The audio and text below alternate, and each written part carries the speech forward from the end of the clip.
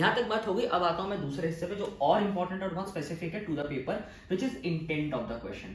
होशियार स्टूडेंट और बेवकूफ स्टूडेंट में यही फर्क होता है कि आपकी स्मार्टनेस आंसर राइटिंग में कम, पहले ये समझ लेने में है कि सवाल चाह क्या रहा है, सवाल आपसे मांग क्या रहा है। वो आपने एज ओल्ड चीज सुनी होगी भारत में चलती है कि सवाल में ही जवाब है। वो बिल्कुल सही बात है कि सवाल में ही जवाब का मतलब होता है सवाल में सवाल का इंटेंट होता है, सवाल में जवाब का भी इंटेंट होता है कि सवाल आपको किस तरह का जवाब चाह रहा है। ये जो समझ है ना, ये जिस स्टूडेंट में होगी वो आप देखेंगे क्वालिफाई कर पाएगा paper. That is one quality in the student. ये जो इंटरप्रेटिव क्वालिटी, ये समझ पाना कि एक लाइन पढ़कर आप ये समझ लेते हो कि वो चाह क्या रहा है, what do they want you to think about, और when on which lines they want you to think about, और किस लाइन पर वो क्रिटिसिज्म चाह रहे हैं, आपके विचार मांग रहे हैं। तो सबसे ज्यादा होशियारी स्टूडेंट की समझने में पहले ये है what is the intent of the question. Intent का मतलब आप देखते हैं नियत क्या है सवाल की, वो किस सवाल के प्रति आप चाह रहे हैं कि ऐसा आप सोचें। अब मैं उसी पे बात करता हूँ। ये समझाने के लिए मैं प्रीवियस ईयर के अंदर जो सब्जेक्टिव पार्ट में क्वेश्चंस आए हैं उन्हीं के दो एग्जांपल लेता हूँ और आपको समझाता हूँ कि मान लीजिए ऐसी स्टेटमेंट जो पेपर्स में आएंगी आपकी लिटरेरी थ्योरी में,